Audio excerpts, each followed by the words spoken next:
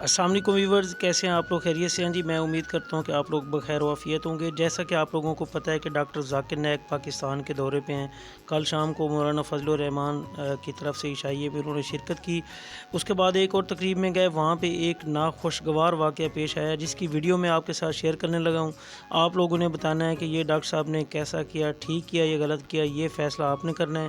सबसे पहले आप ये वीडियो देखें, इसके ऊपर इंशाल्लाह इसके ऊपर बात करते हैं।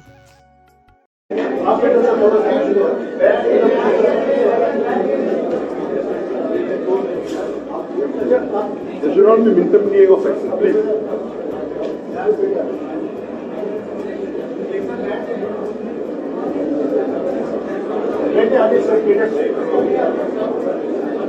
कैडेट्स आगे सर, कैडेट्स बेटा कैडेट्स को बुला रहे हैं, कैडेट्स को बुला रहे हैं, कैडेट्स बेटा आपको बैठा बेटा कैडेट्स आगे सर, बहुत कैडेट्स